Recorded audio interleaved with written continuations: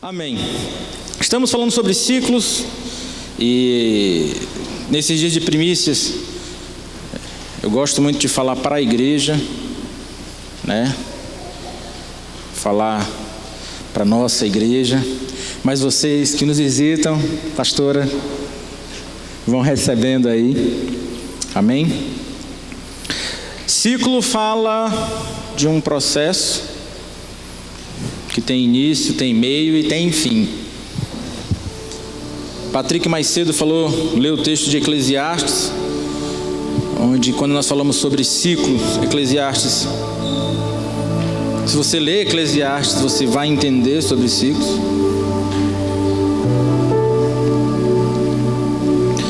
E quando nós lemos Eclesiastes, às vezes algumas pessoas, quando leem rapidamente, a única coisa que fica gravado é que tudo é vaidade, como se não houvesse valor nas coisas, como se não houvesse um valor em tudo aquilo que fazemos, desejamos, nos propomos a fazer, né?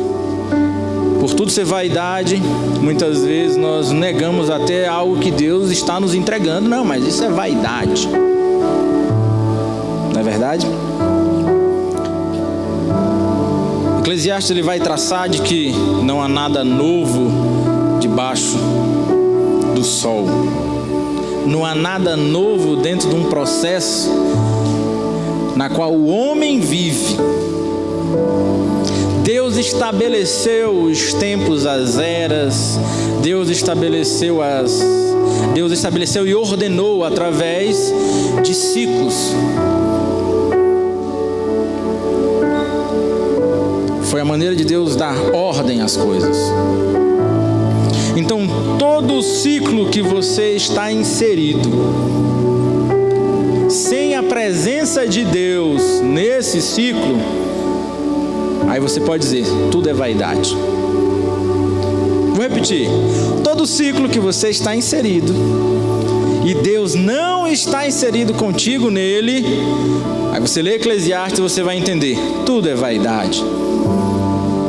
O pregador que escreveu Eclesiastes, ele disse que ele se propôs a conhecer todas as coisas. O desejo dele era conhecer tudo. E ele fez de tudo para conhecer tudo. Da arquitetura, da engenharia, a música, as paixões, a conhecer a bebida, o vinho. Até isso está lá escrito. Ele queria beber, mas ele não queria perder a razão. E bebeu. Tudo ele se propôs a conhecer. E quando ele se propôs a conhecer, ele percebeu que a ausência de Deus fazia daquilo que ele havia conhecido uma pura vaidade. O conhecer por conhecer é vaidade. É vaidade.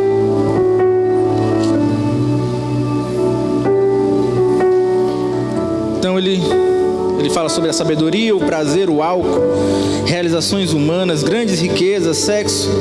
Tudo leva ao vazio, à vaidade, se não houver um relacionamento apropriado com Deus. Se não houver um relacionamento apropriado com Deus, aquilo que Deus nos dá para alegrar o nosso coração vira vaidade. É por isso que uma relação de intimidade entre um homem e uma mulher se tornou algo de vaidade, sendo que é algo para abençoar as nossas vidas, é algo abençoador. É por isso que a busca pelo dinheiro de uma forma gananciosa, né?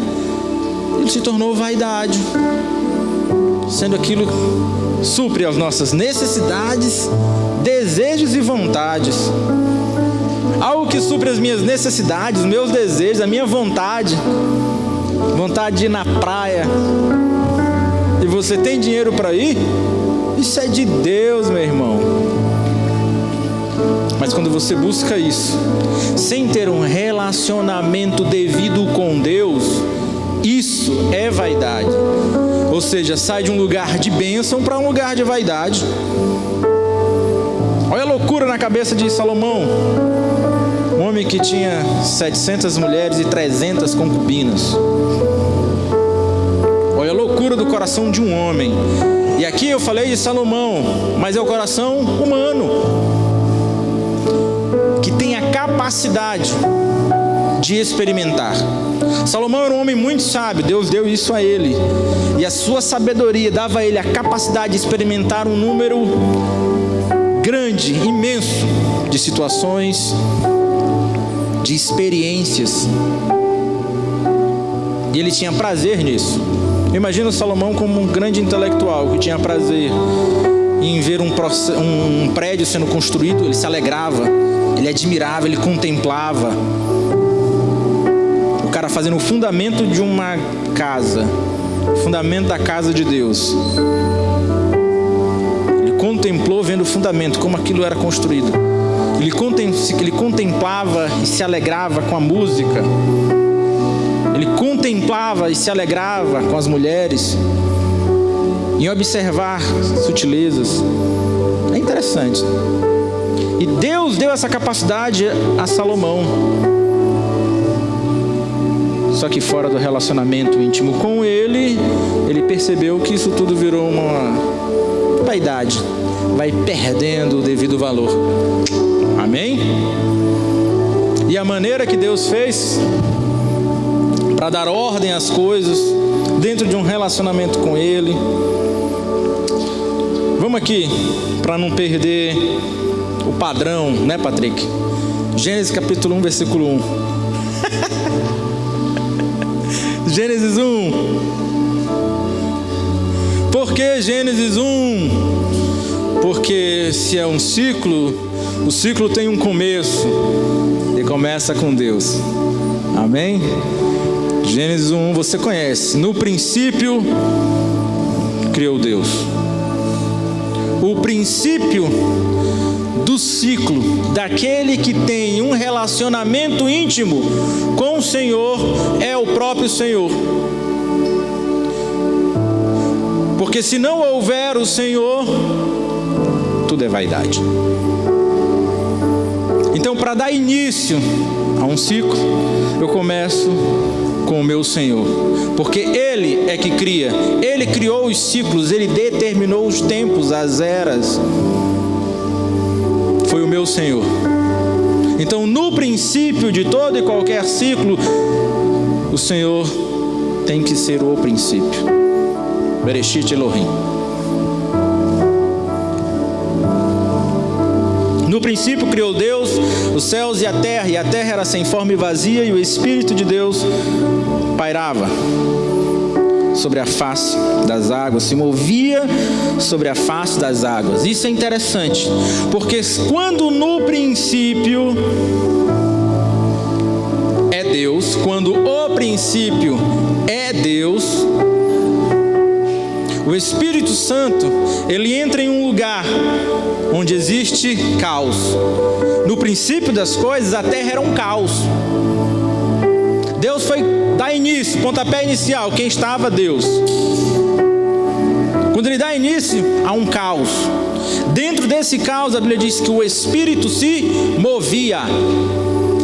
Há movimento, não existe nada estático diante de Deus.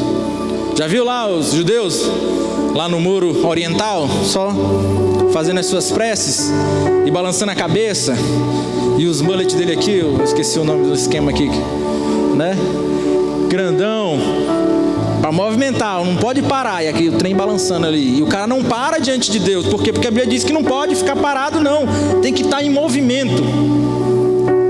E por isso que eles estão lá diante do muro, está lá o muro, às vezes com a mão no muro, coloca lá uma oração no buraco lá do muro, ele está lá orando e colocando a mão no muro, e ele não para. Os ortodoxos estão lá, paradinho, com os pés parados, né? Mas a cabeça não para, porque não pode ficar parado diante de Deus, tem que estar em movimento. Deus, ele é movimento, o Espírito Santo de Deus é movimento. Estava observando, não sei se foi o pastor Paulo, foi hoje de manhã, não sei, quando falava Espírito Santo, e eu sempre tive essa impressão, parece que o Espírito Santo é uma outra coisa totalmente diferente. Vamos aprender, é o Espírito de Deus, é o próprio Deus, né? Dentro desse entendimento de trindade, a gente faz uma separação das coisas, é o Espírito de Deus, é Deus ali. Deus, ele é movimento. Diga aí, Deus é movimento. Aleluia. Deus é vibração. Mais uma vez, Deus é vibração. Aleluia. Deus, ele é vibração. E ele se movia sobre a face das águas, ele vibrava. Eu queria saber uma coisa na terra que não vibra. Você conhece? Não existe que eu conheça nada que não vibre. Tudo vibra. As pedras vibram, cada um em sua frequência. Cada um em sua frequência tem uma vibração. E quando ele vibra, eu só consigo entender que aquele fragmento de rocha, aquela pedra, está adorando a Deus. Lembra que tudo é para a glória de Deus? Então até aquela pedra é para a glória de Deus. Todo ser que tem fôlego, louve. Rapaz, eu vou ler o Salmo 150. Bora ler. Eu sei que tem gente que sabe, mas vamos lembrar. Olha o que diz o Salmo 150. Louvai ao Senhor, louvai a Deus no seu santuário, louvai-o no firmamento do seu poder, louvai-o pelos seus atos poderosos, louvai-o conforme a excelência da sua grandeza, louvai-o com som de trombeta, louvai-o com o saltério e a harpa, louvai-o com a dulce e a flauta, louvai-o com instrumento de cordas e com flautas, louvai-o com símbolos sonoros, louvai-o com símbolos altissonantes. Tudo quanto tem fôlego, louve ao Senhor, louvai ao Senhor. E se tudo foi feito para louvor e glória dele, até uma pedra está ali para glorificar e louvar o nosso Deus, e ela vibra, ela também tem movimento. Aleluia. Vamos lá, Gênesis 1. E eu creio nisso, que não há nada estático diante dele. Imagina quando Deus, a gente estava cantando aqui, né? Rasga os céus e vem, né? Moisés no Monte Sinai, Deus no Monte Sinai. Qual foi a expressão do povo? Todo mundo com medo. Por quê? Porque Deus estava no monte. E Deus no monte era monte tremendo, era trovão, era fumaça, era relâmpago, era aquela confusão. E o povo teve medo. Mas aquilo é a presença de Deus. Então aquilo não é para nos dar medo, aquilo é para nos atrair. Trovões, raios, fumaça, tremor, é para nos atrair. Por quê? Porque Deus está ali.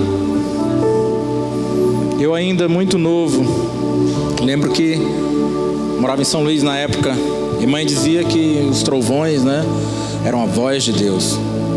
Eu lembro disso, eu ficava na janela e eu via os trovões, eu lembro disso muito bem.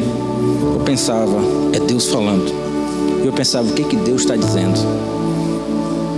Parece um pensamento de criança, né? Mas hoje eu penso a mesma coisa. Os trovões é o meu Deus falando. O que Deus está dizendo? A Bíblia não diz? Não é verdade? É Deus dizendo, é Deus falando, é Deus se movendo. É a vibração do meu Deus. A nossa vibração é menor, né? A de Deus faz um monte tremer, sacudir. Moisés foi lá, a galera ficou com medo. Então todas as vezes que você vê uma fumaça,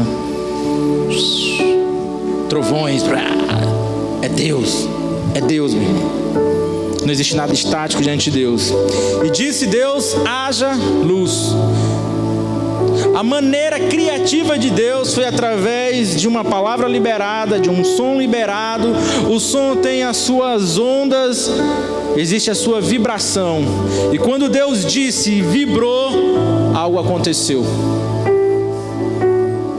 Deus está em constante movimento, e a maneira criativa de Deus criar as coisas, foi através da sua ação, da sua vibração. E quando Deus fez algo vibrar, algo aconteceu. Quando Deus dizia e algo vibrava, aquilo que Ele dizia se tornava real, se tornava vida, acontecia. Então eu tenho no princípio Deus criando os céus e a terra, o Espírito Santo de Deus. Olha um movimento, olha algo que está ainda sem ordem, está desordenado. O Espírito Santo de Deus vem, envolve aquele lugar e começa a colocar tudo no seu devido lugar, tudo em ordem, se movimentando. Quando o Espírito Santo de Deus chega e começa a colocar as coisas em ordem, vem uma palavra de Deus, e a palavra de Deus acontece.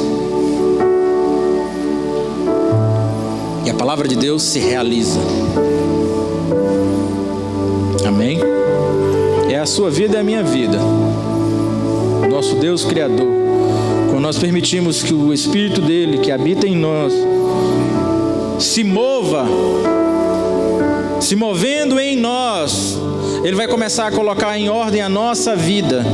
E aquilo que Deus já liberou, e aquilo que Deus já falou, vai se tornar palpável, visível, real. Aleluia. É o processo do Senhor sobre nós. Mas não é isso que eu quero falar, né? E disse Deus: haja luz. O movimento de Deus, a voz de Deus vibrou e produziu uma frequência criativa. Versículo 4: e viu Deus que era boa a luz, e fez Deus separação entre a luz e as trevas. Olha como é que é, Deus cria e Deus começa a dar ordens. Fez a luz, luz, e Deus separou entre luz e trevas. Versículo 5: e Deus chamou de luz dia, e as trevas chamou de noite. E foi tarde e manhã e o dia primeiro. Como Deus criou, aquele que nomeia é aquele que tem a autoridade, é aquele que domina, né? Quem dá nome às coisas é porque ele tem a autoridade para nomear. E o nome dá a característica daquilo que ele nomeia. É aquilo que ele nomeia. E a luz, Deus chamou de dia. Ontem o pastor Paulo falou sobre os 3 tempos. Ele falou sobre Cronos, Kairos e Pleroma. É isso mesmo? Cronos, Kairos e Pleroma. Existe um 4º tempo, que é o tempo mais no início, que é esse tempo aqui de Gênesis 1:5, é o tempo Aion, Ion. Esse é mais um tempo. E aí eu fui atrás, do que significa esse tempo. Essa palavra dia significa em hebraico, Ion, que significa estar quente. Fala do calor, que vai literalmente do nascer do sol ao pôr, ao poente do sol, certo? É um espaço de tempo definido por alguma coisa associada a ele. Já eu explico. Significa dia, tempo, ano. Essa palavra significa essas 3 coisas. Fala sobre as horas do dia, sobre um ciclo de 24 horas, sobre um intervalo qualquer de tempo, sobre a duração de uma vida, um tempo de vida. Fala também sobre o fim dos tempos, que fala sobre o dia do Senhor, Yom Yavé, o dia do Senhor, aquele dia. Ou seja, a luz, aquilo que traz calor, esse tempo específico, Deus nomeia, dá o nome de dia. A Bíblia fala trata o Senhor como um ancião de dias. O Senhor, ele também é caracterizado por esse nome, Ion, como aquele que tem muito tempo. Fala da existência eterna de Deus. Então, Ion fala da eternidade, fala dessa existência eterna do Senhor. Se é Ion, Aion, o tempo eterno do nosso Deus. Daniel está escrito, vem falando sobre isso. Então Deus pega essa luz, que eu não sei que luz é essa, porque não tinha sol, mas já tinha o dia e as trevas, e Deus deu o nome de dia e de noite, e Deus dividiu isso. Deus começa a ordenar. Lá na frente vem o sol, a lua e as estrelas. Lá na frente é que Deus vem fazer isso tudo. Antes do sol, Deus já tinha feito as plantas, as ervas. Quando eu leio Gênesis 1 aqui, eu confesso que eu fico todo quebrado, porque eu não sei como é que tinha, que luz era essa, que não era o sol, que dava vida para as plantas. Eu começo a pensar nesse monte de loucura. Mas eu entendo que o nosso Deus, com a sua mente criativa, Ele fez a luz, chamou de dia, as trevas chamou de noite. E Ele fala que teve tarde e manhã, teve um entardecer e um amanhecer, e aí deu um ciclo de um dia. Ele fala, e foi o primeiro dia. Desde o início, o Senhor Deus, Ele vem estabelecendo os ciclos. Desde o primeiro dia do planeta, da galáxia, disso tudo, Deus vem estabelecendo os seus ciclos.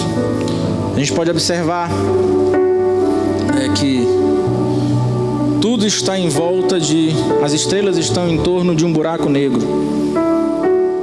Os planetas estão em torno de uma estrela, Sol.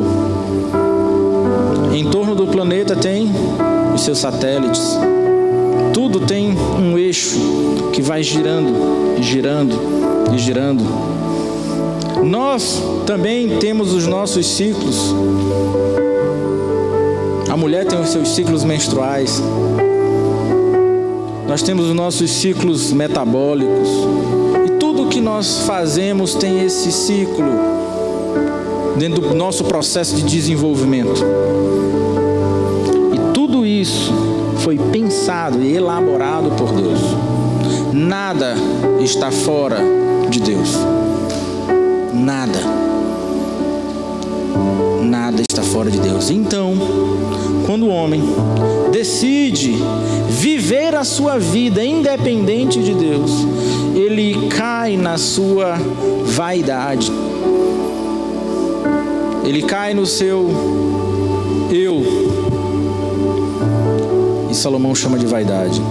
É por isso que o processo de um ciclo, de um tempo, tem que começar em Deus. Mas, como estamos falando do nosso tempo, dos nossos dias, e a ideia é que a gente venha conhecer e compreender os nossos dias, nós estamos aqui para falar dos ciclos de Deus, para que a gente possa compreender como é que eu vou viver os meus dias. Se você olhar para o planeta, você vai ver inúmeros ciclos. Uma coisa que eu não sabia, por exemplo, o fósforo do deserto do Saara vem para a Amazônia para dar vida à floresta amazônica, que precisa de fósforo, porque lá chove muito e o fósforo vai embora. Eu não sabia que tem uma nuvem de poeira do deserto do Saara. Louvado seja Deus pelo deserto do Saara, que vem trazer vida aqui para a Amazônia. Parece absurdo, né? Que ele anda lá 5.300 quilômetros para chegar aqui. Poeira. Isso é um ciclo que é necessário que ele venha para nos abençoar. Olha o que Deus fez. No deserto não tem nada. Deus criou o deserto. O mesmo Deus que fez a maior floresta do mundo, a floresta amazônica, é o mesmo Deus que fez o maior deserto do mundo. É o mesmo Deus. Será que a gente consegue compreender um Deus que faz uma floresta cheia de vida e um deserto escasso de vida, e faz com que essa floresta cheia de vida se alimente desse deserto? A gente consegue compreender esse Deus? Será que nós temos capacidade de medir que Deus é esse? Nós não temos essa capacidade. E por que viver a nossa vida tão pequena, tão frágil, sem a presença do nosso Deus? Por que tentar viver um ciclo da nossa vida independente de Deus, sem que Deus esteja plenamente conosco, inteiramente conosco? Nós necessitamos a cada milésimo de segundo da presença do nosso Senhor. A gente precisa fazer com que isso seja, esqueci a palavra agora, mas seja natural, seja constante. Ter os princípios dele imersos em nós, ou nós imersos nesse princípio é melhor, por dentro e por fora, tudo seja Deus, para que tudo aquilo que a gente venha pensar já seja de Deus. Toda e qualquer escolha nossa seja a partir dos seus princípios, da sua base, da transfundação, não é não? Por isso que a Bíblia diz que existem dois homens, um construiu uma casa sobre a rocha e o outro sobre a areia. E veio chuva, veio vento e veio água. Era problema de cima, do lado e vindo de baixo. Era problema de tudo que era lado. De todos os lados tinha suas dificuldades. E veio para quem? Para todo mundo. Veio para aquele que tinha como base a rocha, para aquele que tinha como base a areia. Todo tipo de problema veio para todos. Você não é exclusivo. Acredita nisso. Você não é o único. Se alguém contar a história, imagina você e uma pessoa, seu amigo, e seu amigo contar a história para você, vocês vão brigar. Não, mas escuta a minha história aqui, a minha é pior do que a tua. Olha, aconteceu isso, isso e isso. Não, a minha é pior do que a tua, aconteceu isso, isso e isso.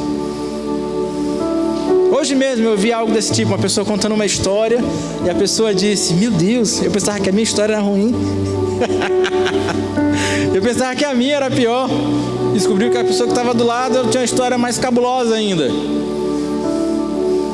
E a nossa história é assim. Passamos por dificuldades, por problemas, sim. É um ciclo de um dia. Existe o período de luz e existe o período de trevas, para dar um dia. Existe o período do amanhecer, existe o entardecer. O choro pode durar uma noite, mas pela manhã ele pode cessar. Existe um tempo de choro, existe um tempo de alegria. Dentro dos nossos ciclos tem o fim da nossa vida, nós morreremos. Até Jesus voltar, enquanto ele não volta, crente morre. Sabia que crente morre? Verdade, é luto, é triste, é choro, é verdade. É verdade. Ele construiu uma casa sobre a rocha. Vieram as dificuldades espirituais bombardeando a sua vida, mas ele estava firmado. Vieram as chuvas, mas do mesmo lugar de onde, do alto, que vinha a dificuldade, vem o nosso socorro. Meu socorro vem do Senhor que fez os céus e a terra. O vento bate dentro do nosso relacionamento interpessoal. Você entra em atrito com as pessoas. Os menos experientes não aprenderam ainda que ferro com ferro se afia. E um homem, um amigo, ao seu companheiro. As arestas são tiradas dentro do processo de relacionamento. E nós somos igreja. O que mais tem dentro de igreja é treta, onde as arestas, os cotovelos vão sendo tocados um no outro. Tem essa dificuldade. É você caminhando com seu irmão, ele está caminhando aqui, e sem querer ele, uma cotovelada. E você não consegue suportar.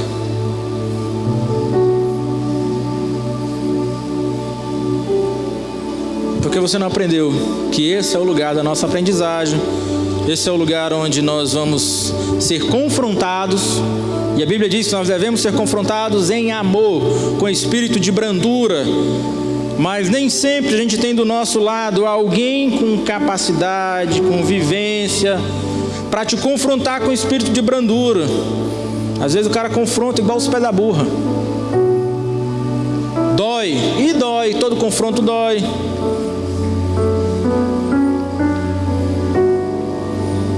E existem muitos aqui que têm muitos anos de igreja. E com muitos anos de igreja, nós deveríamos estar melhor preparados às vezes. Talvez a culpa seja minha, hoje como pastor da igreja. É minha responsabilidade. Então, no novo ano, 2020, eu quero me comprometer com vocês, para poder confrontá-los mais.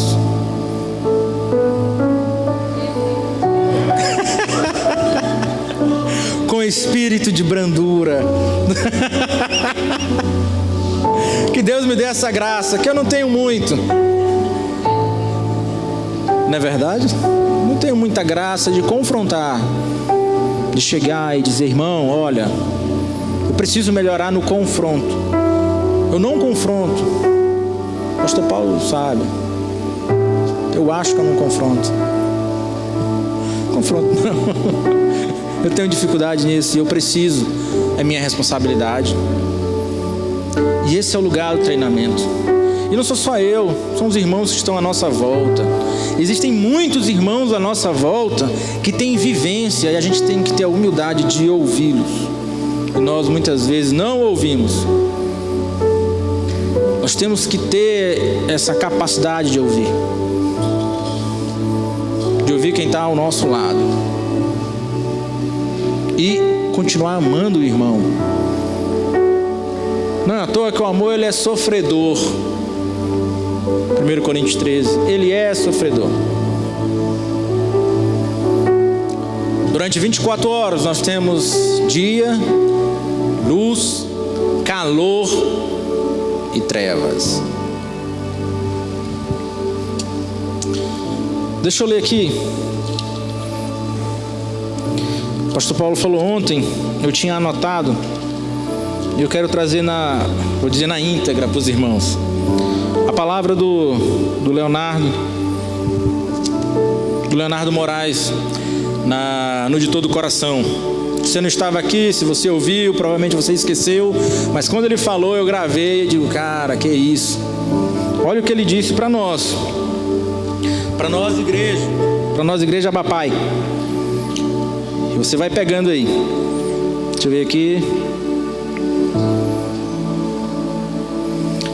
Ele começou dizendo assim: estamos finalizando um ciclo e iniciando um outro. Ele fala: tenho uma sensação ou impressão no meu espírito. É como se tivesse se cumprido um tempo e tudo que tinha que ser feito nesse tempo foi feito. É como se tivesse recebido um selo de aprovação. Foi aprovado. É Deus falando para nós, como igreja, como casa. Existe um período de tempo e percebo Deus aprovando aquilo que vocês caminharam e fizeram durante esse tempo. Mas é como se tivesse acabado essa etapa e agora se inicia uma nova etapa, uma nova contagem de tempo para vocês. Precisamos perceber os tempos para nos portarmos, nos posicionarmos da forma correta. Amém? Isso é bom ou isso é ruim? Foi bom, né? Fomos aprovados, é Deus dizendo. É muito bom. Eu fiquei pensando, por que Deus estava dizendo, e parece que Deus está dizendo isso pela terceira vez para nós. Quando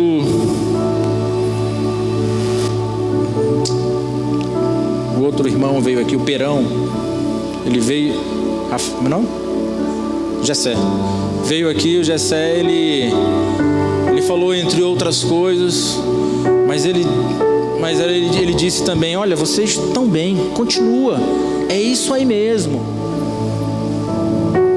é isso aí mesmo, tá certo. Outros irmãos vieram aqui, eu perguntava, eu indagava, eles: não, cara, vocês estão bem, a caminhada é essa. Ele vem mais uma vez e do nada ele solta essa. Eu digo: beleza, a caminhada é essa. Pelo menos o nosso coração em ouvir a Deus e querer caminhar a partir daquilo que Deus fala, isso tem atraído, isso tem nos dado essa aprovação, é o que eu acredito.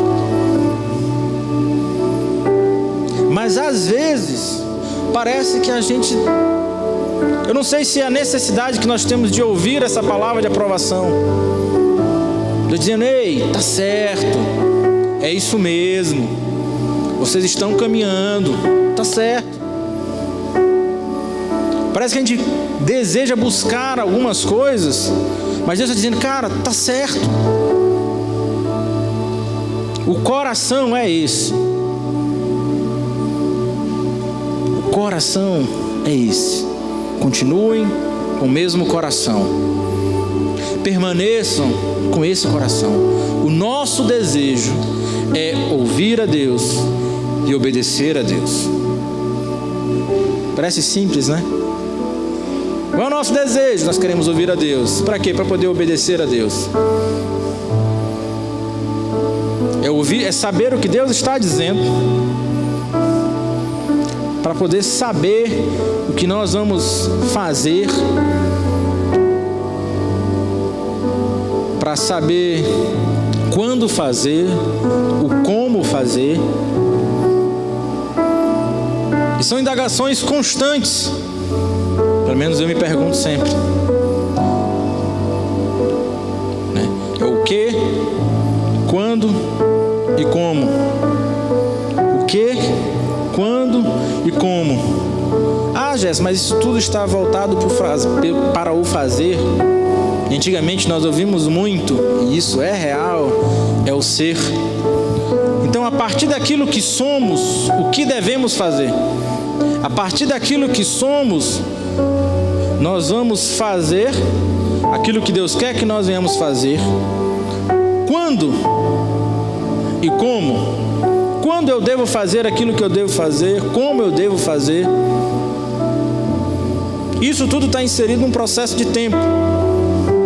Mas realmente, o primeiro passo, ou a primeira certeza que nós devemos ter, é o que nós somos. Não dá para fazer nada se nós não sabemos aquilo que nós somos.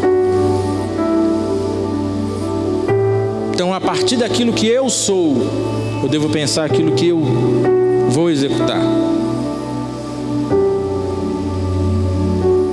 Esses dias mesmo, conversando com os amigos, eu falei: tá, mas o que fazer? Não sei. Mas espera aí, a partir daquilo que você é, tem algo para ser feito. Todos nós, a partir daquilo que nós somos, a partir daquilo que você é, você já tem algo. Uma simples palavra de oração. Que oração não é simples. Mas todos nós temos a capacidade. Ninguém vai te impedir, diante de dormir, abrir a boca e falar alguma coisa com Deus. De ao levantar, abrir a boca e falar algo com Deus. De vir a esse lugar, abrir a boca e falar algo com Deus. É o estender a mão ao irmão que está do nosso lado. É o bom samaritano. Seja você o bom samaritano. Olha para o irmão para o lado e estende a mão para ele. É o estender a sua mão. Todos nós temos essa capacidade. Às vezes a gente pensa, e eu acredito que isso não acontece muito aqui. Acredito mesmo, nós já evoluímos. Às vezes, antigamente era mais evidente, vamos colocar assim, que o desejo do crente era: não, eu quero é pregar um dia, eu quero é cantar, eu quero ter uma oportunidade para cantar, para pregar, para não sei o quê. Aquilo era trabalhar para Deus. era fazer algo para Deus. Mas o nosso irmão do lado era deixado de lado, literalmente. E nós não devemos esquecer a palavra que nós temos, de que Deus enviaria os pés descalços. Não devemos. É a nossa palavra. É o que nós somos.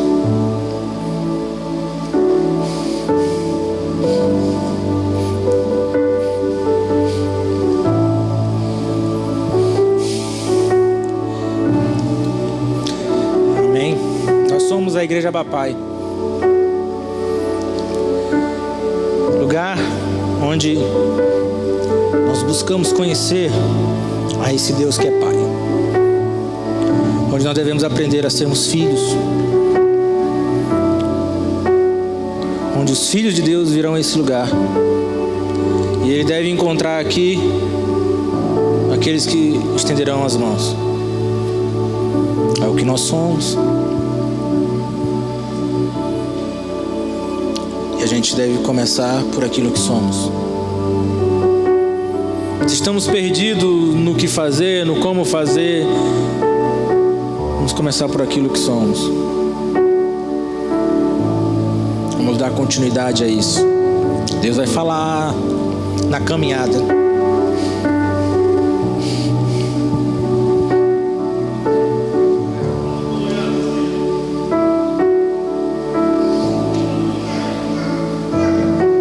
Eu sou mole, irmão, eu choro muito. Na minha casa todo mundo chora. De homem, mamãe na casa do canto, todo mundo chorão. Eu digo a minha casa assim, é pai, tio, todo mundo era chorão. Era, não é, né? Todo mundo chora. Amém. E dentro dessa nossa caminhada, a palavra de Deus para nós é: vocês têm um selo de aprovado. Nós estamos sendo aprovados por Deus. Nós estamos sendo aprovados por Deus. De alguma forma, alguma coisa certa a gente está fazendo. Amém? Acho que eu estou enrolando muito, né? Nós estamos sendo aprovados. Nem sei mais agora. O pastor Paulo falou ontem que nós estamos no 7º ano, e no 7º ano, segundo a tradição judaica, era o ano do descanso da terra. Ele plantava, primeiro ano colhia, segundo, terceiro, quarto, quinto, sexto. No 7º ano não dava para plantar, não era para colher aquilo que ainda não havia sido. No 7º ano não se colhia nem daquilo que você tinha plantado. Você poderia colher a partir daquilo que a terra dava. A nação e os animais comiam aquilo que Deus iria fazer brotar, e daquilo que Deus havia feito eles guardarem no 6º ano. A cada 7 anos, no 7º ano, Deus supria tudo para Israel. Eles não trabalhavam, era o ano do descanso, no 7º ano. Depois de 49 anos, 7 ciclos de 7, chegava o ano 50, o ano do jubileu. Olha o que acontecia. No ano 49, era o 7º ano. Eles não plantavam nem colhiam. No ano seguinte, era o ano 50, era o ano do jubileu. Eles também não poderiam colher. Eles não colhiam também no ano 50, no ano do jubileu. Eles não colhiam no ano 49, eles não colhiam no ano 50. Eram 2 anos Deus sustentando. Está em Levíticos 25, depois você lê lá. Começa com o ano sabático e o ano do jubileu. E antes que o povo perguntasse, Deus já falou para eles não se preocuparem. Olha, quando chegar o ano do jubileu, o que seria o 6º ano, né? Antes do 7º ano, eu vou fazer a plantação de vocês render o triplo. Vocês vão comer o 6º ano daquilo que vocês vão plantar. Vocês vão colher e plantar no 6º ano, vocês vão comer dele. No 7º ano, vocês vão comer daquilo que vocês plantaram no 6º ano. No 8º ano, vocês vão plantar, mas não vão colher. Vocês vão comer ainda daquilo que no 6º ano deu. Deus sustentava. Amém? Então, Deus dá um ano de descanso para a terra e Deus dá um ano de descanso para eles. Deus deu um ano de descanso para o povo. Não era só a terra que descansava, o povo descansava. Já prestou atenção hoje que muita gente tira um ano sabático? Tem gente que tira o ano sabático. O cara trabalha, grandes empresários, né? Pessoas que trabalham em grandes empresas. Muitas vezes eles trabalham lá 6 anos, 7 anos, 3 anos seguidos, 10 anos seguidos. Aí o cara tá para ficar louco. Por quê? Porque trabalhou demais? Não. Não é porque ele trabalhou demais, não. Foi porque ele não descansou. O cara está estressado porque trabalhou demais. Não, ele está estressado porque ele não descansou. Aí quem pode, né? Tira lá o seu ano sabático. E as empresas liberam. O cara passa lá 6 meses, 1 ano. Ele faz um curso, ele viaja, ele se aperfeiçoa, ele melhora. Ele tira um ano sabático. É uma realidade que a gente não vê muito aqui entre nós. Você tem que trabalhar todo ano. A gente tem o nosso mês de férias para ir na praia, né? Ir na Araguaia, pastor Paulo pescar. Eu como o peixe que ele pesca. O bom é que ele sempre lembra de mim. Vamos comer um peixe? Eu digo, oh, coisa boa.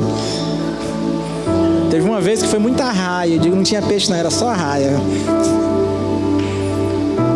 Esse descanso Deus nos dá. Deus nos ensina a descansar. Deus mostra na sua palavra que nós devemos ter esse tempo, esse período de descanso. Esse período de descanso, para nós, parece mais um período de confiar. O descansar não é só descansar, é confiar em Deus. É confiar que Ele vai suprir. O povo descansava, era uma maneira de igualar economicamente a nação de Israel, para não ter pessoas muito ricas e pessoas muito pobres. Deus trazia uma igualdade naquela época, para que não houvesse miséria, para que ninguém pudesse ser muito pobre em Israel. A pessoa podia pegar o que ele necessitava para o dia, não podia guardar, naquele período. Já tinha guardado, era o 6º ano, era o ano de guardar. No 7º não. Então, para nós, nós estamos entrando no 7º ano, é o ano da gente descansar, é o ano da gente... Não, para mim é o ano da gente confiar. Nós devemos confiar, aprender a confiar em Deus. E quando a gente confia, a gente descansa. Quando você confia em Deus, você descansa. Você trabalha e descansa, porque sabe que Ele vai fazer. Você tem convicção de que Deus vai realizar. A gente fica aflito, Deus vai fazer. O ciclo começou como? Bereshit Elohim, e Deus criou. Se Deus criou, desde o início Ele está no comando, Ele vai estar até o fim. Devemos dobrar as nossas emoções, as nossas vontades, os nossos desejos ao Rei dos Reis, a Ele que tem na sua palavra a capacidade de fazer. E disse Deus, haja luz, e houve luz. E disse Deus, terra, surjam a erva no campo, as árvores que deem sementes e frutos. E disse Deus, haja peixe nas águas, animais nas águas, animais terrestres, animais selvagens. E disse Deus, o Deus que inicia todos os ciclos da nossa vida, é o Deus que sustenta aquilo que Ele começou. É o mesmo Deus. E o que nós devemos fazer?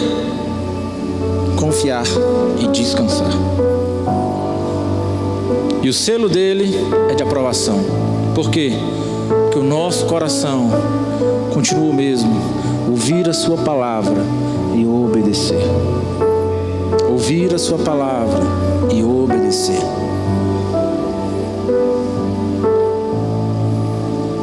Aleluia.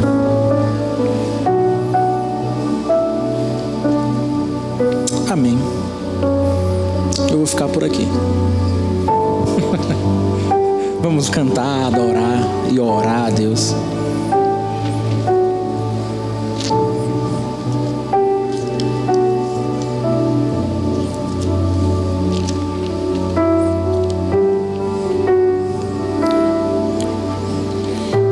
Eu acredito que, como nação brasileira, nós estamos em um novo ciclo. Isso é evidente, isso é claro. Vivíamos debaixo de uma forma de governo durante todo esse período, da década de 90, 2000 até agora. Começou uma outra forma de governo. Essa realidade é uma realidade da nação brasileira, agora no Uruguai, no Paraguai, na Bolívia, no Equador. É uma realidade que está mudando na América Latina. A vida disse isso aqui na igreja. Teve um período que foi um período de governos militares em toda a América Latina. Isso passou. Veio uma social-democracia sobre toda a América Latina. Isso está passando. Existe uma outra forma de governo agora em vários países da América Latina. Isso é evidente na América Latina e no mundo. Isso é evidente.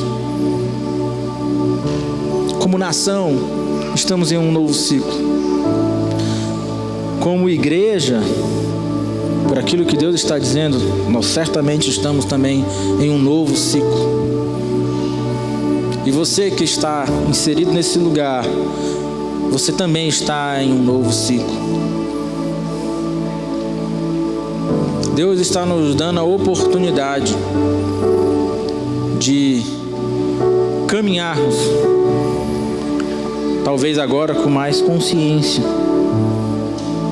nesse novo ciclo. Muitas das coisas que nós fizemos, talvez não tínhamos consciência do que fazíamos. Hoje, nós podemos ter mais consciência, mais convicção. Deus no controle. Deus continua sendo o início e o fim de tudo. Amém? Vamos orar. Vamos orar por isso. Por isso que vamos orar por esse tempo de confiar em Deus.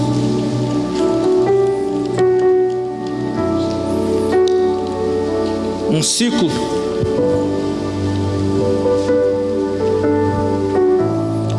de caminhada se foi. Tivemos aprovação. Nós queremos ser aprovados novamente. E a palavra, na verdade, e aquilo que eu tenho, se for fazer o que eu tenho sentido, meu sentir eu não vou dizer retorno porque nós não saímos, mas uma aplicação de forma mais profunda na palavra de Deus. Um tempo onde nós teremos o discernimento pela palavra, a voz de Deus escrita, que está nas suas mãos, que você tem no seu celular. É um tempo de nos debruçarmos sobre ela e as nossas incertezas serem sanadas a partir dela. as nossas convicções, né, estarem embasadas nela. Eu lembro que antigamente eu gostava de fazer isso. A palavra do Senhor, ela como nosso alicerce, ela como nossa base, ela que nos traz convicção, ela que nos dá vida, ela que nos faz permanecer. É a palavra que nos faz permanecer, a palavra do Senhor. E o Senhor diz, nós devemos caminhar sobre ela, a palavra de Deus. Ela é que nos guia, ela nos direciona, a sua palavra. Perguntas simples. Muitas vezes a palavra é muito clara. Dúvidas, a palavra, tudo a palavra. Para que nenhum vento de doutrina venha nos fazer errar o caminho. Errar o caminho. E hoje existem muitas doutrinas. E a gente é cristão. Cada um aqui é cristão. O mínimo é a palavra. Eu não sei se é o mínimo, porque a palavra é o tudo. É o início, é com ela. Ela vai trazer sentido. Aleluia.